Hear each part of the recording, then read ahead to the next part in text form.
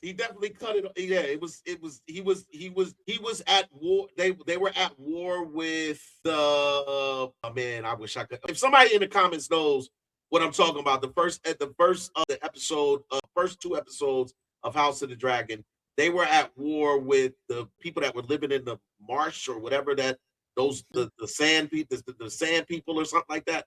I think, Mm. and but in town, in the city, there was like something going on where people were just running rampant and doing something like that.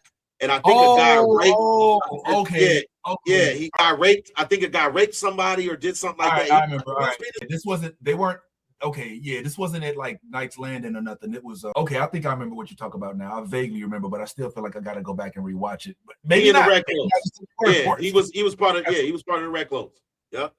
But definitely in this one, we didn't see the only body parts that got cut or they got hurt was old girl's finger. And I gotta say, spoiler alert's coming because we're gonna go ahead and spill it. And you should be watching this. Oh shoot, I might be behind. When does this show even air?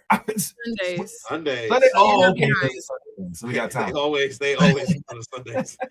So I woke up. Let me tell you the moment I woke up. I woke up when the son, I guess the other Lannister, not Lannister, but what are the blonde Targaryen. When the young girl who does the plays, the little hat, the mix, the black girl, we'll call it a black girl for now, who I believe we may be talking to as well, but who knows? After the day, how the day went, we may have to talk about anyway.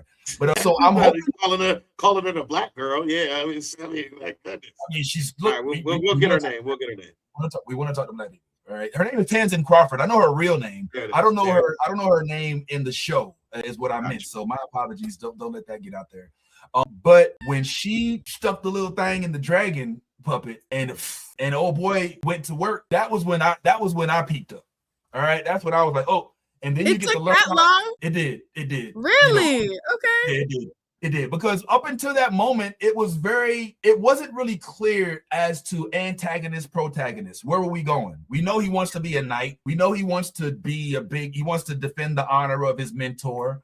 We know that he has a new squire or whatever you want to call him, but I didn't know who the big bad was. You know, old boy kind of presented himself like one, but I never really knew. And it was in that moment that I think we got our big bad. And the big bad turns out to be a Targaryen.